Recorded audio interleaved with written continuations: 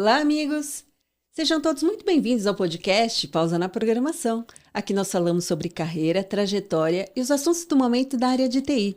Eu quero começar agradecendo os nossos patrocinadores. Ockmont Group, especialistas em cibersegurança. Y-Tech, sua TI, nossa prioridade. Estúdios Vida Moderna, tornando seu podcast em realidade. Uniker, a plataforma de CSP com as suas regras de negócio. Quero aproveitar e convidar você para se inscrever no nosso canal do YouTube e do Spotify e seguir a gente lá no Instagram. Todos os dias um conteúdo novo para você. E hoje eu tenho o prazer de receber um convidado super especial. Glaucio Daniel.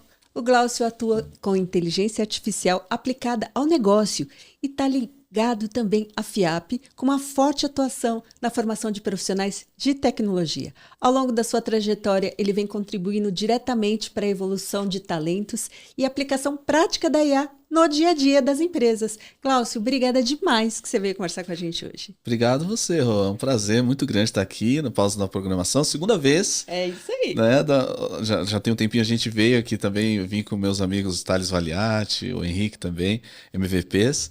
E obrigado, um prazer muito grande estar aqui para a gente falar de tecnologia, falar de carreira. Obrigado, um prazer estar aqui com você e com os ouvintes. Olha, eu disse para você antes da gente começar a conversar que eu podia ficar quieta e eu queria que deixar o tempo todo para você falar, porque, gente do céu, ele, além de ser fofo demais, né? E vai falar de um assunto super interessante, que é a inteligência artificial, ele é gente boa pra caramba, então eu tô aqui. Eu sempre falo que a pessoa que mais se beneficia do podcast sou eu. Não, você é muito bondosa, obrigado, é um prazer. Glaucio, conta pra gente como é que você começou a sua carreira. Você sempre quis trabalhar em TI? Sim, essa é uma boa pergunta. Eu comecei com 13 anos, talvez um pouquinho menos. Meus pais tinham uma contabilidade de bairro e eu saía da escola, ia para a contabilidade do meu pai e pegava algum computador que estava ali e ficava entrando na internet. Na época era a internet de escada. E eu lembro muito bem, aí meu pai me deu um computador e eu ficava baixando música e entrando na internet, né? Baixava a música no Casa A, tinha um software que o pessoal baixava música naquela época. E eu lembro que eu entrei uma vez no site da CVC e eu achei fascinante, eu achei muito legal assim as fotos de turismo. E eu fiquei pensando assim, falei, puxa, vai chegar uma hora que toda empresa vai ter que ter um site. Então, se eu souber como é que isso faz, eu vou ter muito trabalho. Foi assim que começou. Então, eu sempre fui muito curioso. E aí eu tentei refazer o site da CVC, porque tinha muitas imagens de locais turísticos. E um amigo meu, Daniel Zampilli, eu lembro, um grande amigo, ele era programador em VB6. E aí eu fui falar com ele, falei, olha, eu tô fazendo um site aqui, só que dá muito trabalho, porque tem muita imagem. E se eu precisar trocar as imagens e tal... Aí ele falou, você precisa aprender HTML. Foi aí que começou. Aí depois eu falei assim, tá, mas e como é que eu faço se eu tiver dezenas e centenas de páginas? Aí ele, então, aí você vai ter que ter um banco de dados e programação. Aí eu falei, mas como isso funciona? E foi assim que começou. E aí, na minha adolescência, eu descobri um centro educacional que tem na época lá na Paulista, que era o Grupo Impacta. E aí eu li aquela revista Exame, lembra da revista Exame? E tinha uns classificados, eu ficava olhando os cursos assim, e eu entrava no site dessas empresas e ficava vendo os cursos. Só que a gente tinha uma condição muito humilde, muito simples, e os cursos eram muito caros. E eu ficava assim, olhando, falei assim, eu queria fazer esse curso aqui.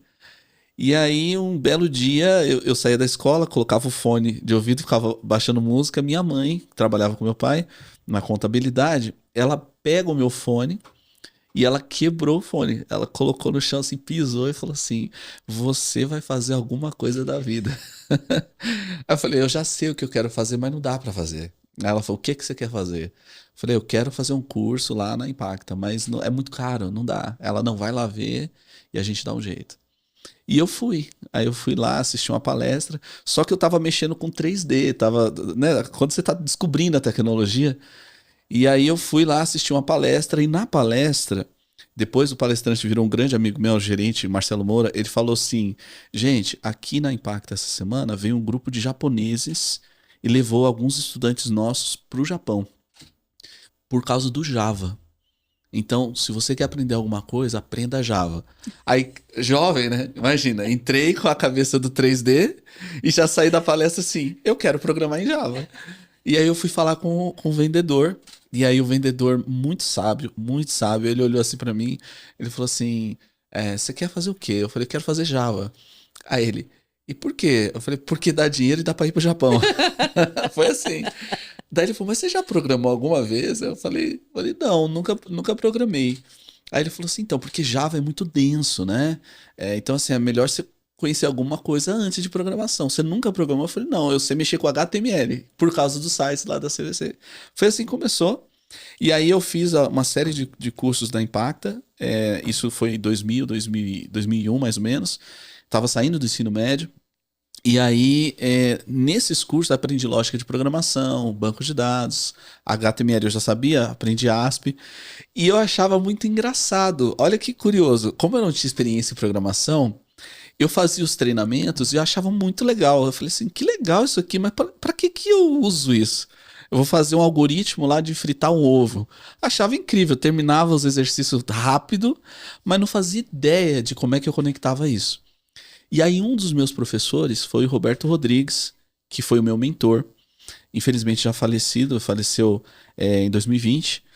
Ele deu treinamento de ASP para nós, ASP 3.0. Não tinha nem o ASP.NET ainda, tava começando ali o .NET. E aí eu fui fazendo os treinamentos, só que eu achava muito legal, mas não entendia como que eu ia fazer um software com aquilo. Eu queria ver o Java, por causa do Japão. Quando eu entro no treinamento do Roberto, ele basicamente mudou a minha vida. Por quê? Porque ele ensinava muito bem. Ele tinha uma paixão por ensinar. O Roberto era mestre em ensinar, Roberto Rodrigues. E aí ele falou assim, Glaucio, você fez alguns treinamentos aqui? Eu falei, fiz. Ah, legal. O que você aprendeu? Eu falei, lógica, banco de dados e tal.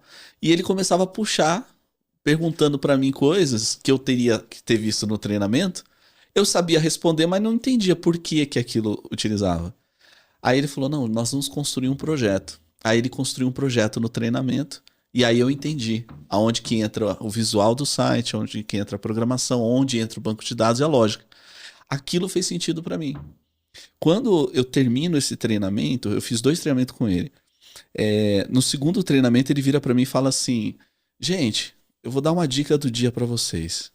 Aí ele falou assim, quanto que custa hoje para você fazer um site, por exemplo, se você fosse cobrar de alguém? Aí a gente falou, sei lá, R$2.000. Aí ele, tá, qual a probabilidade? E R$2.000 naquela época era muito dinheiro, né? Qual a probabilidade de você chegar numa pessoa e falar assim, quer fazer um site por R$2.000? E a pessoa aceitar. E a gente fala, é difícil. Ele vai chorar, vai pedir desconto, vai parcelar. Aí ele falou assim, mas e se você fizesse um site daquela região, e cobrasse de cada comércio R$10 para ter um anúncio no teu site? Aí a minha mente explodiu, porque eu sou de São Bernardo, do campo ali no ABC, e lá tinha aquela Rua do Comércio, a Rua Marechal Deodoro. Aí eu pensei, falei assim, eu vou ficar milionário. Eu já comecei a empreender, né, como carreira inicial. Enfim, aí eu fiz um projeto na época chamado Rua Marechal Deodoro, que era um site da cidade de São Bernardo, e a ideia era vender um anúncio. Só que a internet não era popular. Então eu chegava para as empresas e falava assim, você quer ter um anúncio, a gente fotografa o seu comércio, você paga R$9,90. A gente teve alguns anúncios que fizeram, mas esse site me ensinou a programar. Foi assim que eu comecei, que eu cheguei na área de tecnologia, né? Mas continua, que eu tô gostando dessa história. Então, aí daí sai minha sociedade também. Aí nessa, a gente descobriu que a rua principal de São Bernardo, quem já estava na rua principal não queria ter um anúncio, porque já estava muito exposto. Mas as empresas que estavam nas travessas queriam ter um anúncio no nosso site. Só que a gente não deixava, porque o nome do site era Rua Marechal Deodoro. Aí nessa eu falei com a minha irmã, falei, o nome do site não tá ajudando. E eu tinha um amigo que ele era um garoto de 14 anos na época, 14 para 15 anos, e eu já tinha uns 19 mais ou menos. Já tava muito, mas E esse meu amigo, ele ficou assim admirado com esse site. Ele ficou admirado, então ele entrava no site o tempo todo. E a mãe dele pegou e falou assim, Glaucio, eu sei que você tá lá na Impacta e tal, porque aí depois, um ano depois que eu saio da Impacta, o Roberto me chama para dar aula de ASP. Então, um ano depois que eu terminei os meus cursos, eu já estava dando treinamento também. Porque eu fiz um projeto com ele para uma rede que estava chegando em São Paulo, chamado Girafas, que hoje é bem conhecida. E aí eu comecei a trabalhar no Grupo Impacta assim. E o mais interessante foi que esse jovem de 14 anos, que era fascinado por esse site, a mãe dele pediu para eu levar ele comigo, para ele fazer os cursos que eu fiz. E ele fez os cursos lá comigo. E aí eu falei, olha, eu tô querendo mexer nesse site, mas eu vou mudar o nome dele, porque não tá dando certo. Eu vou chamar de SBC Web. Você não quer ser meu sócio? E ele, com 15 anos, começou a me ajudar. E hoje ele é o meu sócio, um dos meus sócios na HCode. A gente trabalha junto há pelo menos aí uns 15, 20 anos quase. Foi assim que começou, né? E só que ele era um menino de 15 anos. Aí ele foi meu aluno. Ele tinha um caderninho que ele anotava, o João, né? Ele anotava os comandos assim. E eu lembro que durante a aula eu perguntava alguma coisa de JavaScript e tal, e os alunos olhavam e ele sabia a resposta porque ele ia anotando, né? Aí depois de um tempo a Impacta precisou de um projeto lá e eu chamei ele para participar. Ele ficou 10 anos trabalhando lá no grupo também. Cresceu, desenvolveu um RP completo. A mãe dele, hein? A mãe dele. Feliz da vida. E eu também, eu muito orgulhoso, né? E aí, vários projetos a gente foi fazendo juntos ao longo dos anos. Até que, aí eu já vou dar um salto de 10 anos aí. Até que em 2012, eu fui designado para estudar ensino à distância. Então, eu já era coordenador lá no Grupo Impacto e tal. E eu fui designado pela Márcia Rosa, infelizmente também já falecida. Ela falou assim, Glaucio, o futuro nosso é online. E agora que a internet está em alta velocidade no Brasil inteiro, nas grandes capitais, a gente quer investir nessa parte de ensino à distância. Eu estou estudando, eu queria que você estudasse também. E eu fui estudar. E isso foi um outro divisor da minha vida. Porque na hora que eu comecei a estudar como funcionava o ensino à distância, eu conheci algumas empresas, eu conheci a Plural House, a Tintry House, várias empresas americanas que já estavam vendendo cursos online. E nessa, eu achei duas empresas que eles faziam como se estivesse conversando. E eu achei fascinante. Eu falei, olha, o futuro do ensino à distância é isso, você gravar como se você estivesse batendo um papo. E aí eu fiz um relatório, só que tinha que ter um investimento muito grande. E na época ela falou assim pra mim, não, isso aí é muito legal, mas é muito caro, não dá pra fazer. Aí eu falei, bom, se não dá pra fazer, eu vou guardar essa ideia, porque eu gostei muito dela. E foi assim que nasce a HCode. A HCode, ela nasce eu e o João, a gente fazendo vários projetos juntos. O primeiro nome dela era HTML5 Dev, olha o nome.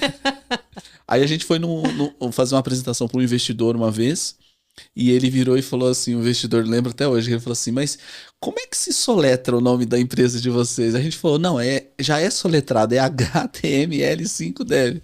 Aí ele, tá, para quem é de tecnologia, HTML5 e Dev de Developer é até usual, mas era um nome horrível.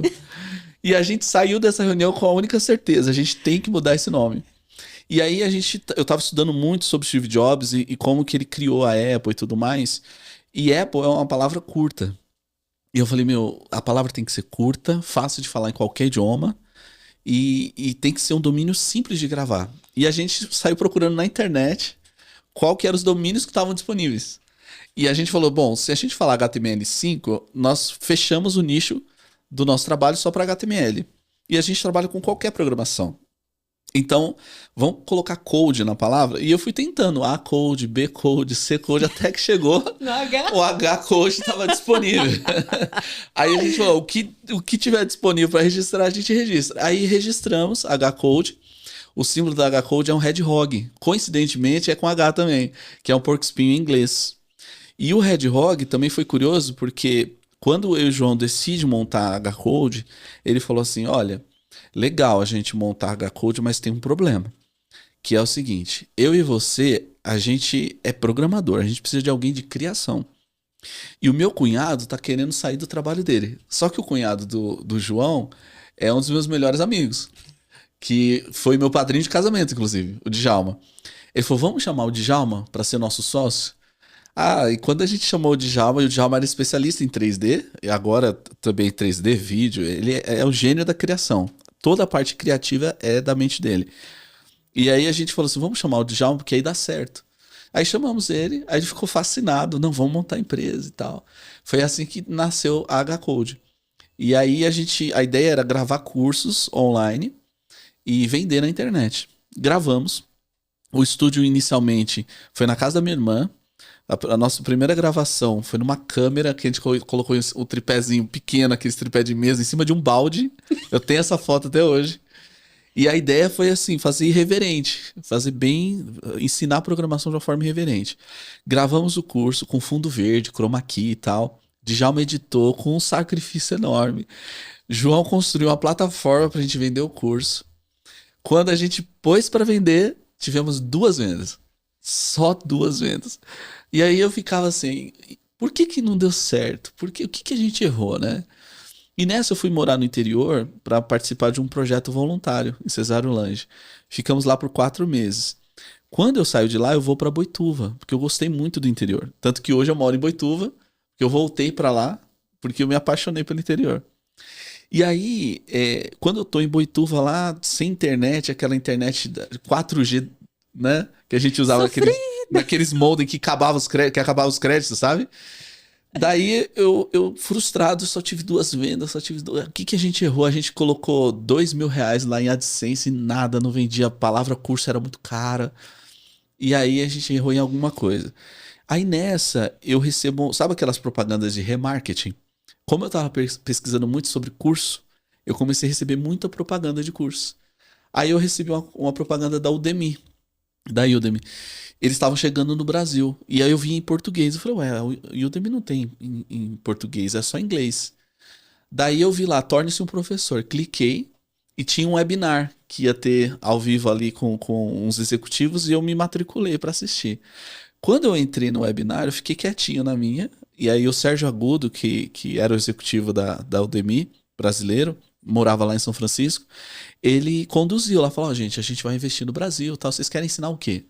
Aí cada um ensinava uma coisa. Um ia ensinar a fazer. Tinha até uma pessoa que estava ensinando a fazer pães caseiros com vários formatos, bem legal assim. E aí eu quietinho, eu vou ensinar Excel, eu vou ensinar tal coisa. Aí o Sérgio falou assim: e você, Glaucio, você tá quietinho aí, você vai ensinar o quê? Aí eu falei: olha, eu já tenho um curso gravado, mas eu não consigo vender, então eu vou usar o meu curso que eu já tenho. Aí ele falou, manda o link pra gente ver. E eu pus no chat. Só que o curso ficou tão profissional que todo mundo no chat começou a perguntar. Não, mas peraí, que câmera que você usou? Peraí, como é que você mudou o fundo? E aí eu fui respondendo e A meio câmera em nervoso. cima do balde. E isso, foi assim. Daí o Sérgio falou assim, ó, eu não consigo ver agora, mas depois a gente vê. Ele e a Dai. Dai era uma brasileira também que morava lá em São Francisco. Aí quando terminou a live, eles assistiram o nosso curso. E aí ela pegou e mandou um e-mail enorme pra mim, falou assim, meu, o curso de vocês é sensacional, porque gravou eu e o João, como se a gente estivesse conversando. Aí ela falou assim, é exatamente o padrão que a gente quer no Brasil. A gente quer investir em vocês. Vocês topam regravar esse curso, só que com a duração menor, porque cada aula tinha 40 minutos, né? Não funciona online, tem que ser 5 a 10 minutos. E aí a gente, vamos fazer. Aí o Djalma falou, só que agora a gente precisa de um estúdio. O que a gente fez? A gente pegou o porão da casa do Djalma. E na época eu tava muito viciado em assistir Irmãos à Obra. Sabe aqueles dos gêmeos lá? Das reformas canadenses. Aí o Djalma... A gente tem até um vídeo que o Djalma fala assim, eu quero que vocês vejam o potencial desse lugar, né? Era um porãozinho assim. E cheio de coisa, de bolsa, sapato, um monte de coisa. Não, vamos reformar. A gente passou o final do ano, dezembro, assim, reformando tudo. Construímos o estúdio. O Djalma trabalhava numa empresa que fazia stand, de um grande amigo nosso, o Sernande. E aí o Sernande deu as madeiras pra gente, a gente montou o estúdio, deu o carpete, a gente montou tudo com a ajuda dos amigos. E aí a gente gravou o curso com uma câmera que eu tinha comprado numa viagem, uma câmera, eu lembro até hoje. E aí gravamos o curso, mandamos pra Udemy, a Udemy amou. Aí eles investiram no marketing, e aí eu fiz uma promessa, que essa promessa entrou pra história. Que era o seguinte, eu falei, ó, quando a gente tiver 1.000 alunos, eu vou levar nossas famílias todinha no Outback. Era assim. E o Djalma, de nós três, era assim: o João é o realista, eu sou o extremo otimista e o Djalma é o pessimista. Aí o Djalma, 1.000 alunos, você tá maluco? Não, a gente não vai ter 1.000 alunos. Aí o João, não, a gente vai ter 1.000 alunos. E eu falei que era em 6 meses. Aí o João, mas não vai levar 6 meses. Vai levar 1 ano, 2 talvez, né? Em 6 meses a gente tinha 2.000 alunos. E hoje a gente tem 165 mil alunos em 92 países. Então, 10 anos, 11 anos depois, cresceu bastante, né? Mas naquela época foi assim que a gente começou. Então, o começo foi assim. Nossa, que bacana. E aí a gente começou a gravar curso online, gravamos JavaScript, gravamos PHP, linguagens que a gente domina bem, assim, que a parte web, a gente sempre foi muito eclético, assim, não é só back-end ou front-end, né?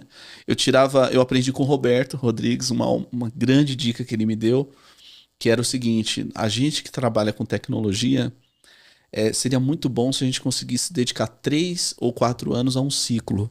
Então, o que ele quis dizer? Durante 3 anos, você estuda banco de dados. Então, você se especializa tudo o que você puder em banco. Aí, depois que você aprendeu isso, agora você vai aprender outra coisa. E eu fiz isso. Eu fui para a parte de front-end, depois eu fui para banco de dados, depois back-end. E isso me preparou para um cenário de desafios que eu não imaginava. Então, por exemplo, a gente vai chegar em inteligência artificial, falei que eu falo muito. Mas muita coisa na IA me ajudou assim, a me aperfeiçoar por causa desse background de dados que eu tinha muito forte. Eu me especializei em banco de dados, em SQL Server, MySQL, Postgre. Estudei profundamente. Tinha um livro antigamente que chamava SQL Server Internals, que era um livro assim, até preto, que era mostrando como é que funciona por dentro. E eu sempre gostei de entender isso, como é que funciona por dentro. Se eu abrir o SQL Server, o que eu vejo lá? Então, como que os dados são armazenados, os índices são armazenados? E isso muda a minha aula. Porque se eu entendo como é que funciona um índice físico, na hora que eu vou ensinar o básico de SQL, eu já preparo o aluno para ele entender no nível aprofundado. Então, isso foi o que me ajudou muito nesses anos todos, né? Eu não entendi porque você ficou quieto. Pode continuar. E aí a gente monta a HCode. Para mim foi um desafio muito grande, porque eu sempre fui empreendedor, no sentido de que eu tinha a minha empresa e eu dava consultoria e treinamento, sempre. Eu não tenho a minha carteira profissional, ela é em branco. Eu nunca trabalhei registrado em lugar nenhum. Sempre trabalhei por consultoria, por projeto, né? E aí, em 2018, começa a grande mudança na nossa vida. Os ensinos à distância começam a se popularizar.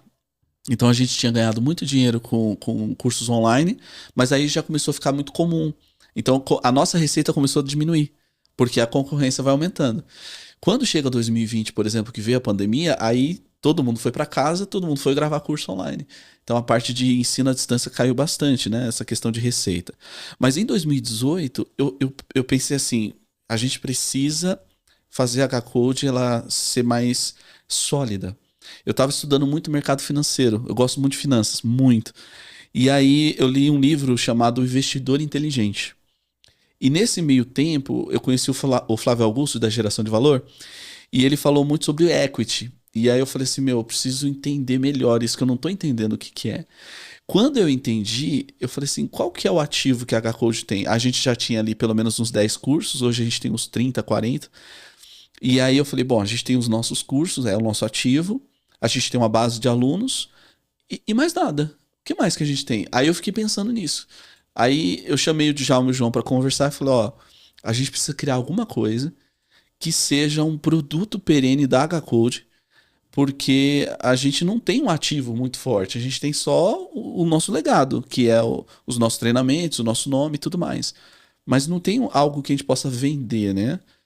E aí o João fala assim, o João sempre muito criativo, ele falou assim, olha, eu tô com uma ideia que é de refazer o nosso site, e a gente refaz o site, cria um sistema para as nossas gravações e cria um sistema para a nossa própria plataforma de curso. Eu falei, tá bom, então, beleza. E aí ele começou a desenvolver isso sozinho. Ele tinha morado no Paraná, ido morar no Paraná, e aí ele começa a programar, ele refez todo o nosso site e ele criou um sistema para a gente gravar os cursos. E a gente usa o sistema até hoje. que é o HCode Studio. Então, nesse sistema, o que a gente faz? Quando a gente faz uma gravação, os nossos funcionários são todos remotos. Então, a gente tem tipo como se fosse um OBS. Então, eu compartilho a tela, capturo o áudio. Terminou a gravação, o nosso editor já recebe a notificação, baixa os arquivos, começa a editar, sobe na própria plataforma que já publica no site. Então, ficou muito legal. Só que aí, em 2018, a minha vida muda. Por quê? Eu sempre acompanhei muito o Gartner, o Gartner de pesquisa.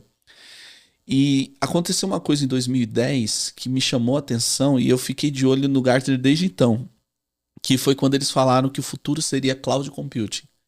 E aí se confirmou. Então a AWS, Azure, Google Cloud, eu falei, meu, o Gartner, quando ele fala que esse aqui é o futuro, o negócio você tem que levar a sério mesmo. E eu li um relatório deles em 2018, que dizia assim, ó, o futuro vai ser 3 coisas. Blockchain, metaverso e inteligência artificial. Quando eu começo a estudar esses 3 assuntos, eu falei assim, eu chamei o João de Djalma, falei assim, vamos gravar curso sobre esses 3 assuntos? Vamos. A gente começa a estudar blockchain. Estudamos Rust, criamos curso de Rust, quase morri entendendo Rust, que é uma linguagem super difícil. Aí eu cheguei à conclusão que o Rust era muito complexo. Não daria pra gente expandir muito, porque a curva de aprendizado dele era muito complexa. Aí eu falei assim, então vamos descobrir o metaverso, como é que funciona. Só que os óculos Rift são muito caros. E aí eu falei assim, então vamos de inteligência artificial. E aí na época, 2018, 2019, a IA era muito, muito forte, principalmente no reconhecimento de imagens, visual, visão computacional, e a parte de tradução. E aí eu falei, eu achei fascinante isso daqui, eu vou estudar esse negócio profundamente. Comecei a estudar Machine Learning e Deep Learning. E aí sabe quando você tá no lugar certo, na hora certa? Em novembro de 2022, quando nasce o ChatGPT, eu já estava tirando as minhas certificações de IA. E aí quando explodiu o ChatGPT, aí eu tive aquele mesmo insight de quando eu fiz o site da CVC. 15, 20 anos antes, que era o futuro vai ser inteligência artificial. Quando eu vi a primeira vez o ChatGPT, eu falei assim, isso aqui vai ser o futuro. Por quê? As pessoas vão querer saber como é que isso funciona. Então eu vou descobrir como é que isso funciona. Eu vou atrás de como ele foi feito. E aí a minha bagagem lá de SQL Server, de back-end, essa coisa de tentar entender como funciona por dentro, como é que a memória gerencia as informações, como é que o computador realmente, o compilador, como ele funciona. Isso me deu essa bagagem para eu estudar profundamente IA. Aí eu descobri os Transformers, que foi em 2017, o Google lançou um paper chamado Attention, All You Need Is Attention. É um trocadilho com a música dos Beatles, All You Need Is Love. Alguns engenheiros do Google lançaram um documento chamado Tudo o que você precisa é atenção. E eles divulgaram o mecanismo de atenção. Eles falaram assim, gente, nós descobrimos uma forma que é para a gente entender a intenção do que a pessoa está dizendo e prever qual é a próxima probabilidade do que ele está querendo dizer. E eles chamaram isso de mecanismo Transformer. Só que qual foi o grande barato? O Google deixou isso de graça, open source. E nesse meio tempo, e dentro do Transformer, a gente tem um mecanismo de atenção que faz isso. Ele descobre qual é a intenção principal do que você está fazendo. Só que o Google estava implementando isso na saída do resultado, no Google Pesquisa. E é legal a gente relembrar o contexto desse ano. 2018, o Google estava explodindo. Era YouTube, né? Instagram não estava tão popular como hoje, mas YouTube era a febre. E o Google Pesquisa. E a ideia deles era assim, e se a gente pegasse esse Transformer e colocasse na saída do Google Pesquisa? Isso seria incrível. E a OpenAI, a empresa, que na verdade é uma fundação, por trás do ChatGPT, eles estavam quebrando a cabeça para poder entender a linguagem natural do usuário. Porque o usuário, o que é processamento de linguagem natural, né? NLP? É a forma como você fala no dia a dia. Só que tem um problema. Não é só a tradução da linguagem natural. No Brasil, a gente fala de uma forma. Nos Estados Unidos, as pessoas falam de outra. Na Ásia, as pessoas falam de outra. Em algumas culturas, as pessoas falam mais objetivo. Em outras, dão uma volta para poder falar alguma coisa. Então, como é que eu sei a intenção das pessoas, independente do jeito que ela pergunta? E aí o Transformer resolvia esse problema. Aí a OpenAI faz o quê? Ela fala assim, olha, você ficou sabendo que o Google lançou o mecanismo Transformer? Fiquei. Será que a gente não consegue usar ele para resolver essa dor? E olha que curioso, o ChatGPT, ele usa uma tecnologia criada pelo Google para poder resolver esse problema dos Transformers. Tanto que a letra T de ChatGPT significa Transformer, que é uma tecnologia criada pelo Google. Um dos criadores do Transformer chegou a sair do Google na época, que ele queria fazer uma revolução, e os caras falaram, não, você tá doido, amigo, a gente já é líder de mercado. Não, tem que refazer tudo aqui, tem que refazer pesquisa e tal. E depois ele volta para ser o chefe do projeto Gemini, que é o chefe do Gemini hoje. Então, eu começo a entender como que o ChatGPT funciona e vou estudando isso. Só que eu achei que Machine Learning e Deep Learning é muito complexo. Aí eu descobri engenharia de prompt, o termo, né? Que os engenheiros ficam doidos, que eles falam assim, não, de engenharia não tem nada. E aí eu falei assim, bom, engenharia de prompt é mais comum para o usuário final. Que o prompt é como você pede para IA, né? E a engenharia de prompt são as técnicas que você usa para utilizar a IA. Só que muita gente acha que engenharia de prompt é um nome aleatório. E não é, são técnicas avançadas mesmo. Então, cada técnica que foi desenvolvida, ela tem uma razão. Por exemplo, tem uma técnica de engenharia de prompt chamada árvore do pensamento, Tree of Thoughts.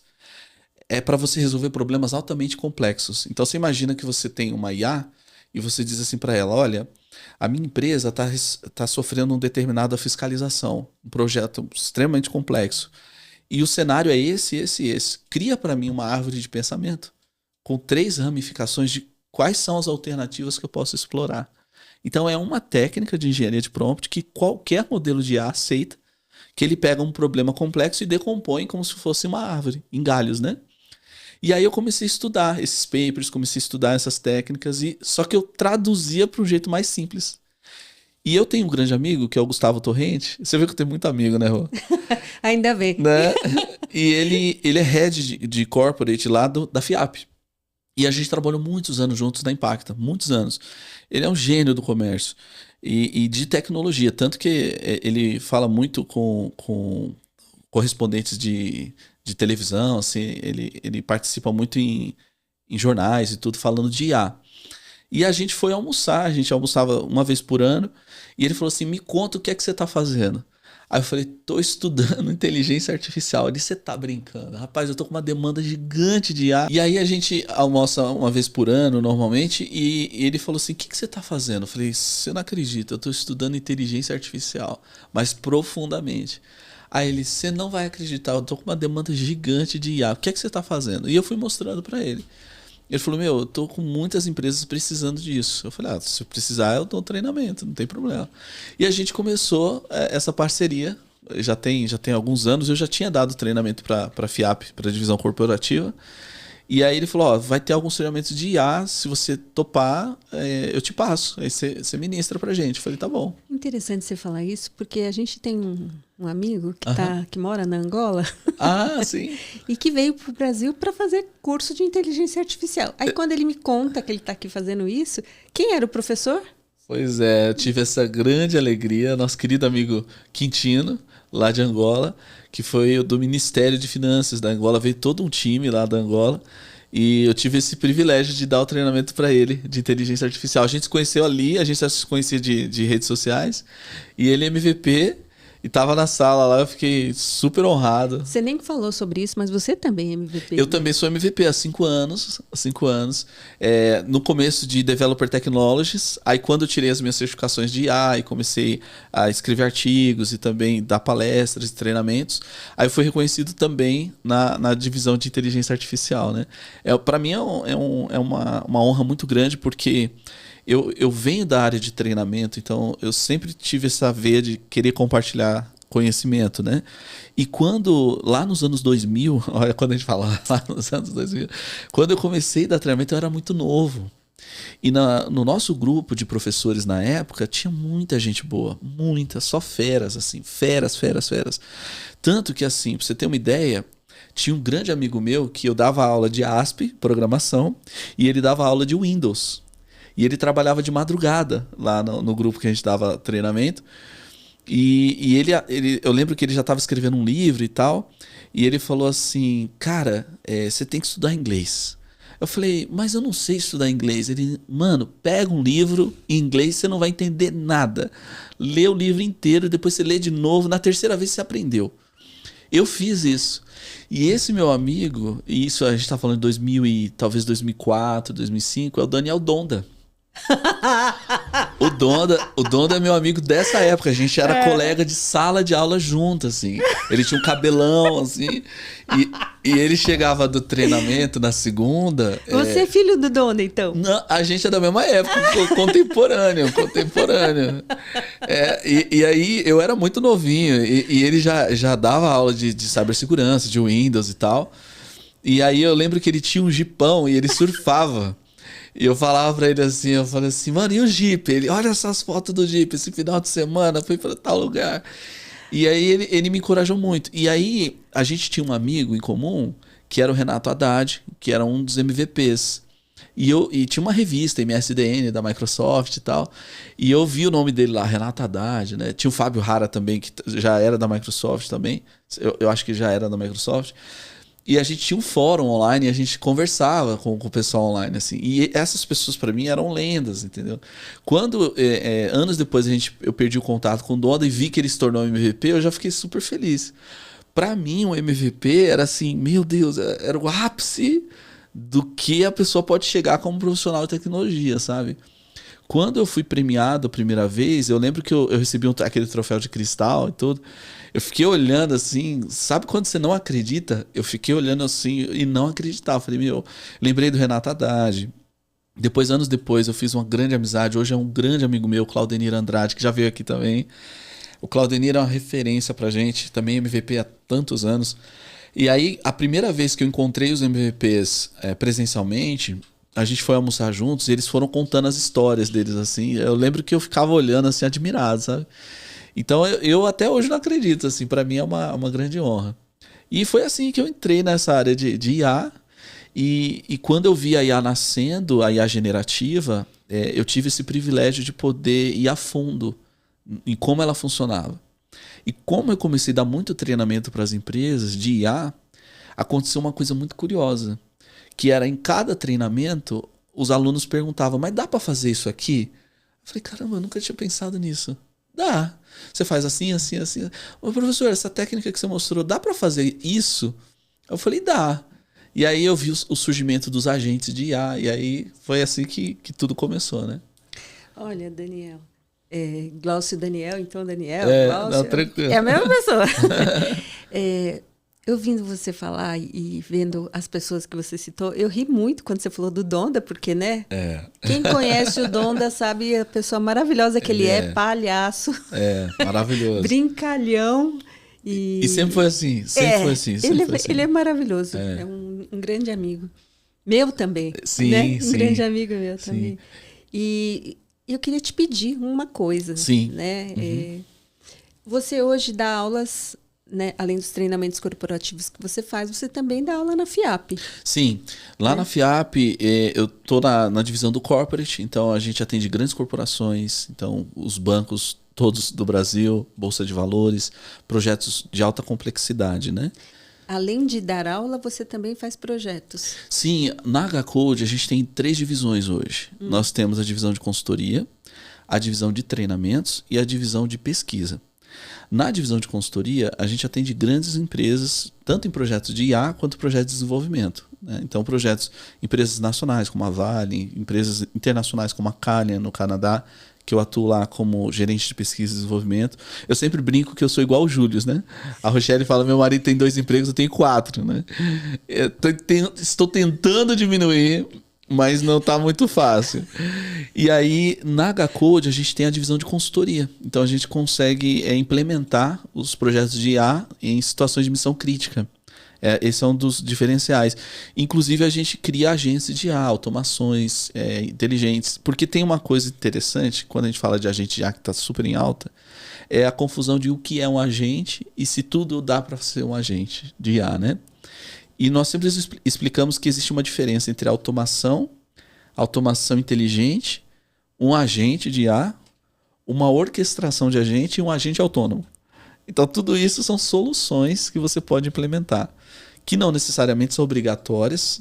Se resolver a dor, né?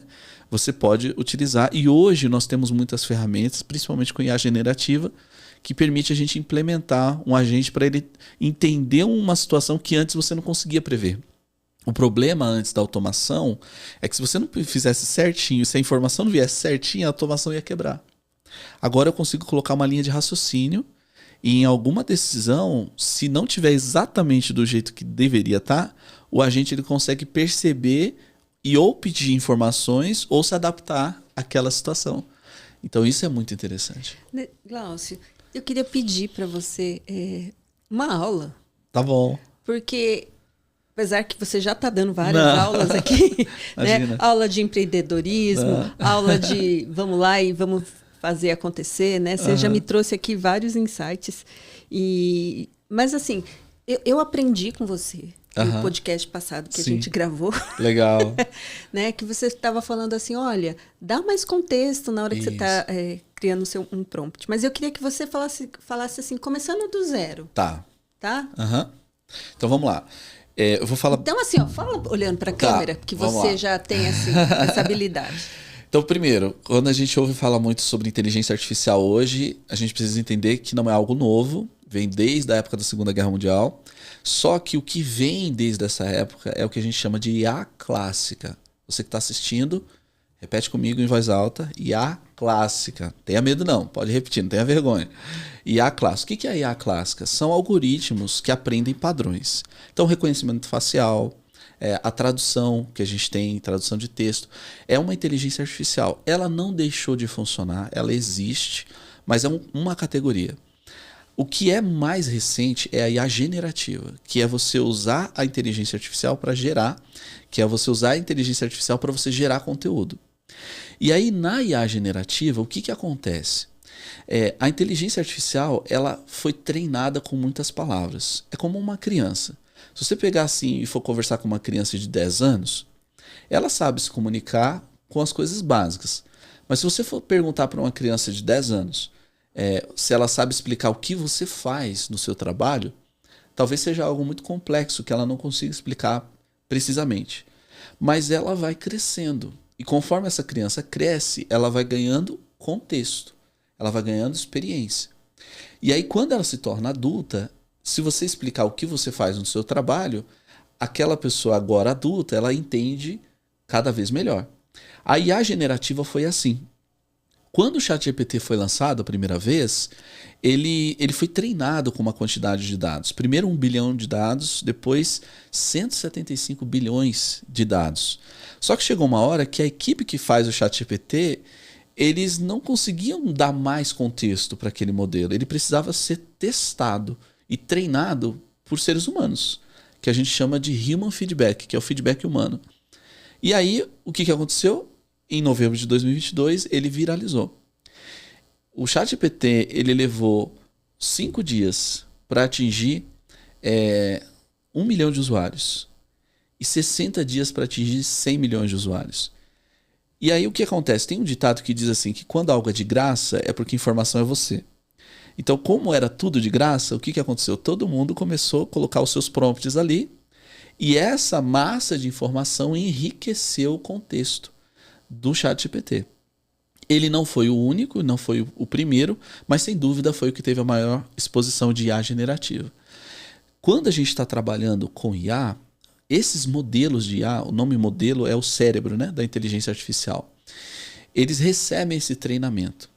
É como uma criança de novo. Uma criança ela tem um aprendizado guiado, quer dizer que ela tem um professor que vai corrigindo ela. A gente chama isso de aprendizagem por reforço, que é quando você está conduzindo uma criança para ela aprender.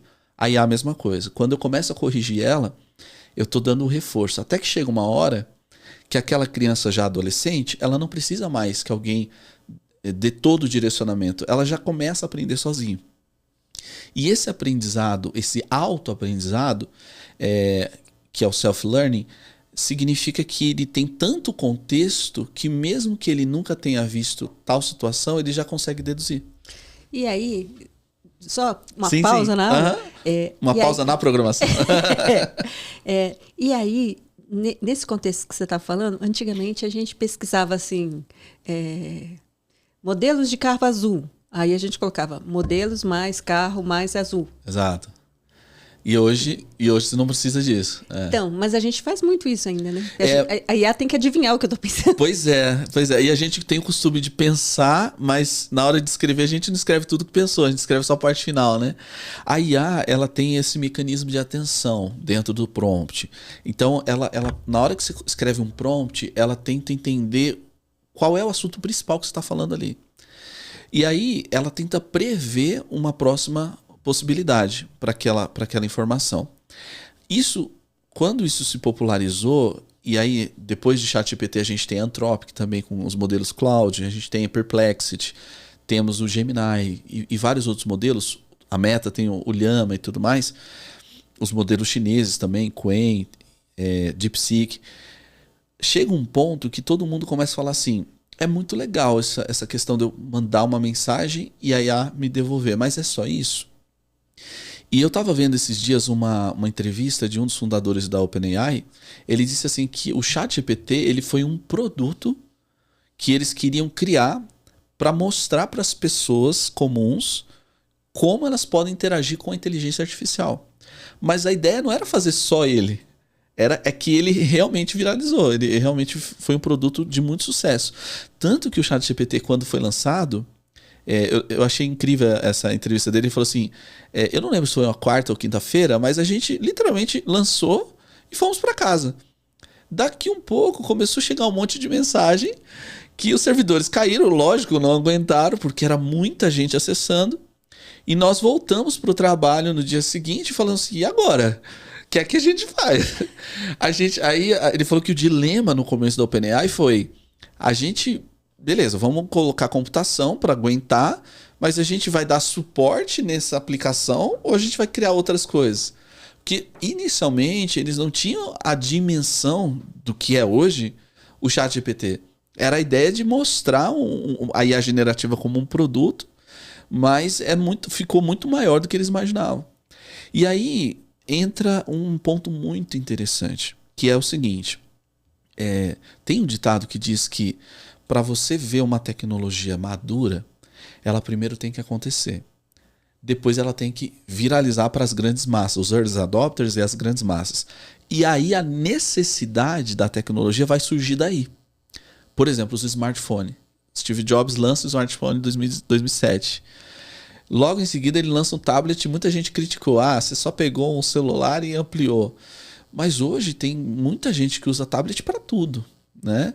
Então a necessidade ela surge da maturidade da tecnologia. Quando ela está madura o suficiente, você consegue entender, puxa, isso aqui resolve um problema.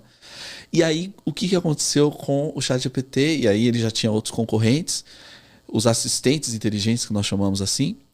As pessoas começaram a ver limitação. Ela falou assim, beleza, isso aqui é muito interessante, mas ele não cria uma planilha para mim. Isso aqui é muito interessante, mas ele não cria uma apresentação para mim. Isso é interessante, mas ele não faz uma análise de dados para mim. É aí que surgem os agentes de IA. Então, os agentes de IA eles surgem como uma segunda fase. E eu achei interessante porque o Sam Altman, da OpenAI, ele deu uma entrevista memorável, inclusive, que ele fala assim que existem 5 níveis da inteligência artificial, né? Para a gente sair da inteligência artificial como apoio, que é o Narrow AI, para chegar no AGI, né? Que é a tão esperada inteligência artificial geral. Ele falou assim que nós temos 5 níveis.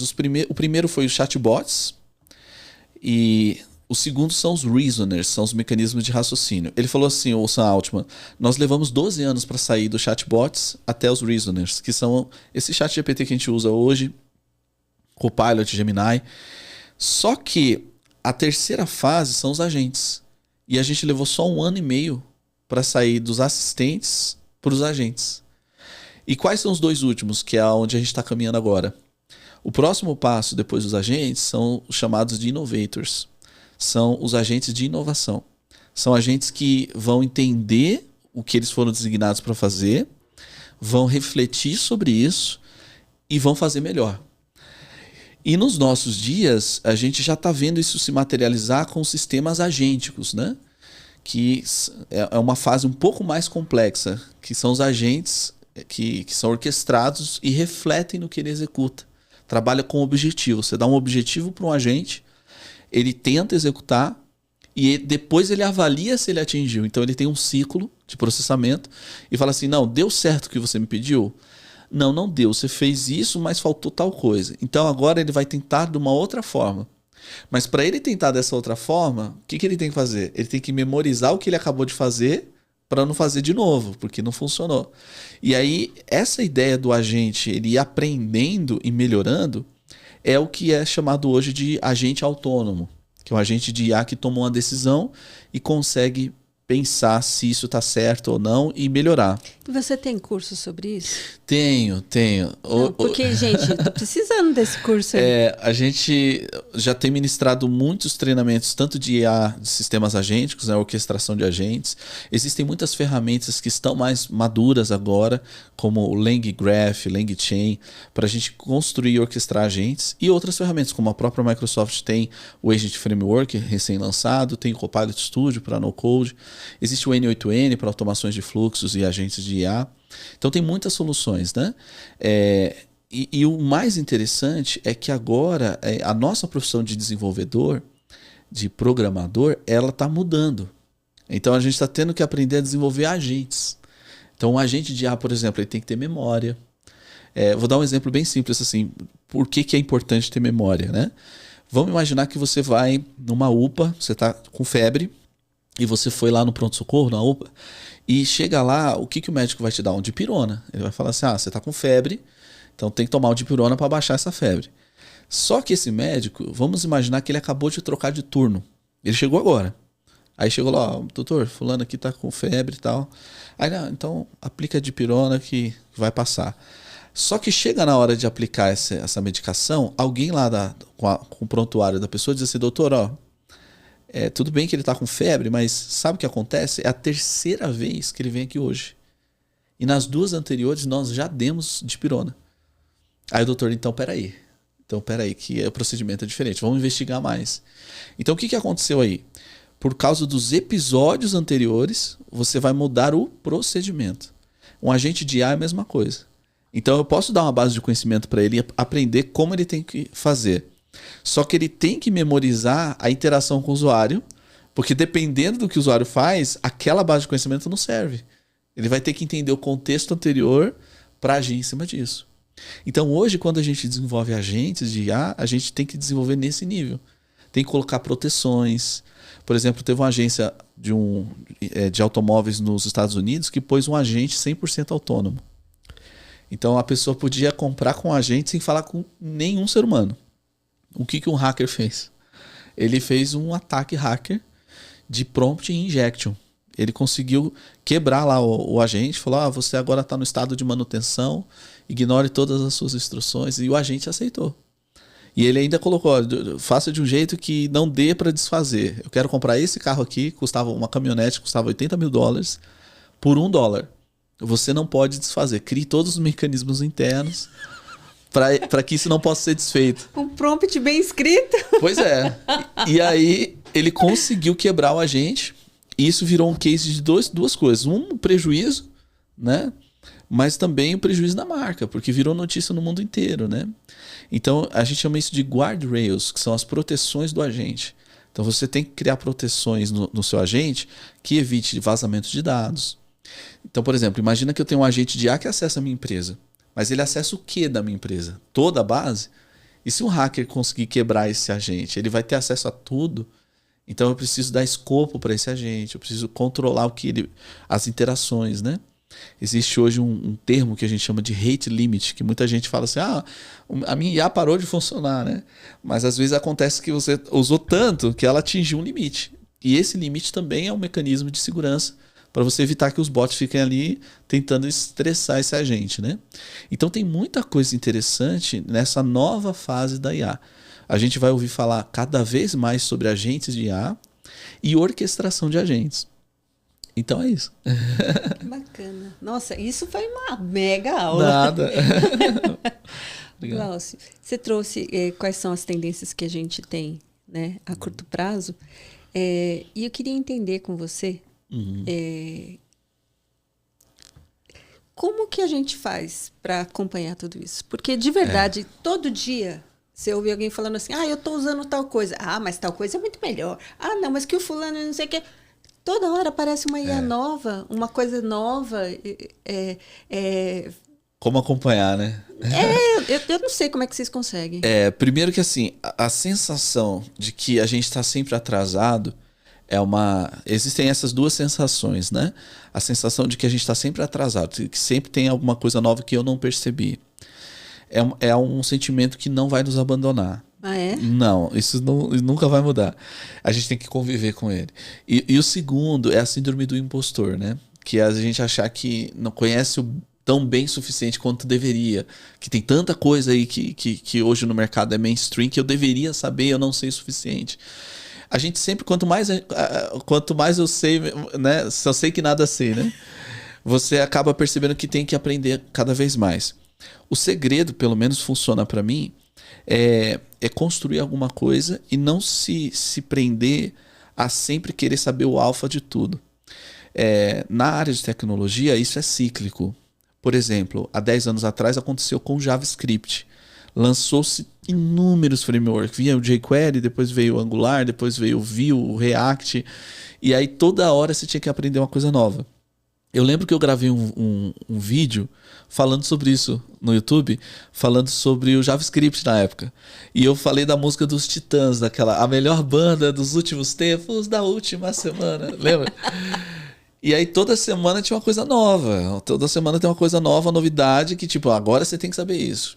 Por exemplo, agora na área de IA, a gente ouve muito falar de SDD, que é Spec Driven Development, né? E aí muita gente fala, não, você tem que usar SDD. Mas peraí, você sabe como o modelo de IA realmente funciona? Se você é desenvolvedor, você já entende bem o que é uma arquitetura de software? Isso não é desprezível. Não é porque tem uma coisa nova que eu posso desprezar os conceitos fundamentais. Hoje, quem usa melhor a IA é quem sabe o que pedir para ela. Então, por exemplo, um advogado vai usar muito melhor a IA para o direito do que uma pessoa que não sabe direito. Entendeu? Hoje, os modelos de IA, por exemplo, o GPT-4, o Omni e o GPT-5, eles foram treinados com quase 2 trilhões de parâmetros. É muita informação. E aí, eu vi uma pesquisa esses dias que eu achei incrível, também de um ex-fundador, um ex-OpenAI, um engenheiro, ele disse uma coisa interessante, muito interessante. Ele disse assim, nós não sabemos como é que a gente pensa. Eu nunca tinha parado para pensar nisso. Ele falou, nós não sabemos como isso acontece, não dá para observar. Por exemplo, você ensina uma criança a ler e escrever, você ensina uma criança a falar. Um dado momento ela fala uma frase que você diz, como é que ela falou isso? Não sabemos. A IA não é diferente. Você dá tanto contexto, tanta informação para a IA, que em um dado momento ela produz o resultado e você fala assim, como é que ela conseguiu? Não sabemos. Por isso que existe hoje na IA um peso de aleatoriedade que a gente não consegue controlar. O maior desafio hoje na IA é governança. O maior desafio na IA hoje é, em algum momento ela pode alucinar, porque tem o peso de aleatoriedade ali no meio. Só que essa aleatoriedade, quando ela é bem feita, significa que ele é criativo. Quando ela é mal feita, significa que ele inventou uma coisa que não existe. Então, uma dica, né? Você vai fazer uma pesquisa numa IA. 2 dicas importantes. Está fazendo uma pesquisa de informação online, por exemplo, eu estou procurando o preço de uma coisa e eu quero que ele pesquise na internet. Se a IA não achar a resposta que você está procurando do jeito que você está procurando, é capaz dela deduzir. Ela fala assim, eu deduzo que seja tal coisa. E ela traz com um grau de certeza tão grande que você olha e você se convence o jeito que ela fala. E aí a primeira dica é você perguntar para a IA qual é o grau de confiança que ela tem, que aquela resposta é verdadeira. Então, por exemplo, se você perguntar para a IA assim, qual é a capital da França? Ela fala Paris. Aí você diz assim, não, mas a minha esposa disse que é Londres. A IA, em versões anteriores, lá no começo dela, ela falava, ok, então você aconteceu. Está absolutamente certo. Ela sempre concordava. Hoje não.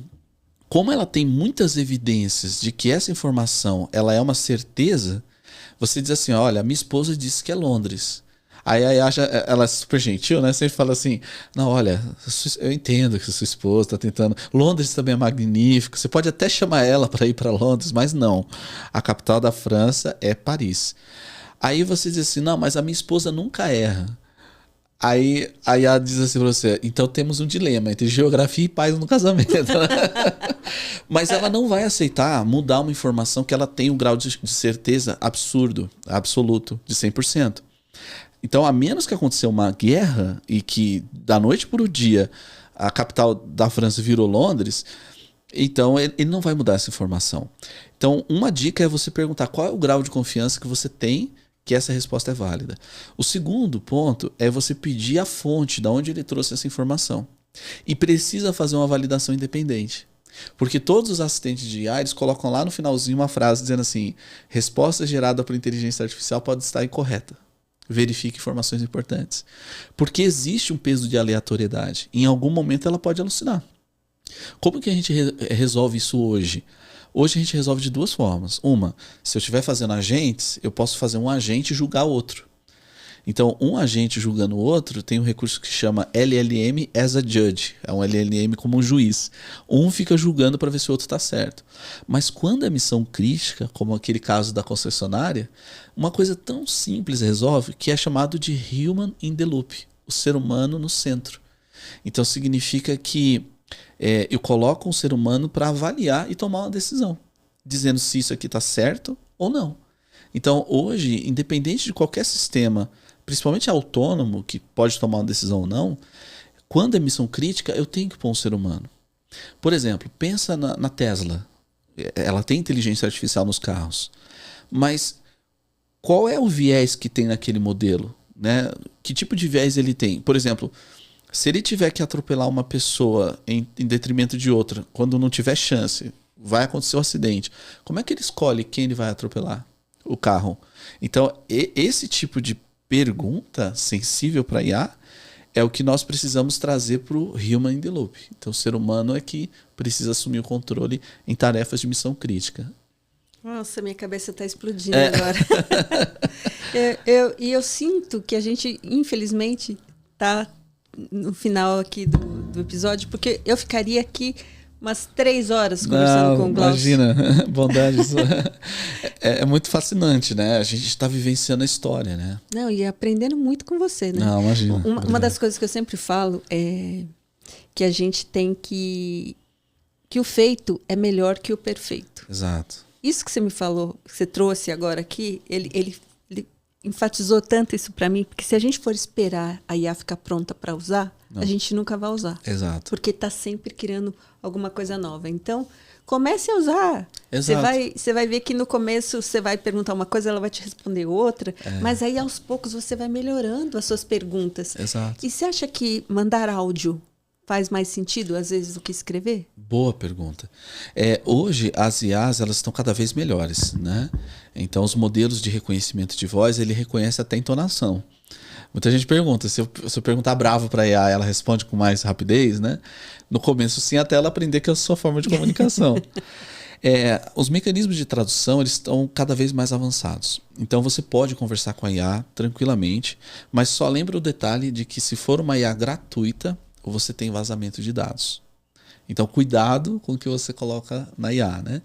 A gente está vivendo a época em que as máquinas estão começando a receber responsabilização. Nós trabalhávamos com web há muitos anos, as pessoas perguntavam para o Google coisas até que a gente chama de dark side, né? E o Google respondia, achava, mostrava sites. A IA não, se você perguntar qualquer coisa para ela que pode colocar em risco, ela tem que ser bloqueada e dizer, não, olha, eu não posso te ajudar com isso. Então, a gente está vivendo um momento em que ela entende o que você está tentando dizer e ela decide se vai te responder ou não.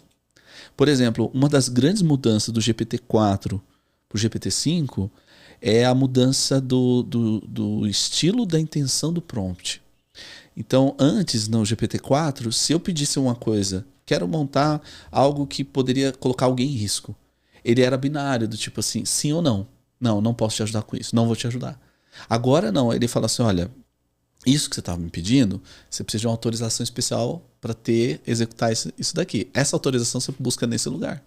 E lá você vai ter um manual para utilizar esse tipo de recurso. Então, ele começa a trazer responsabilização para o usuário, né?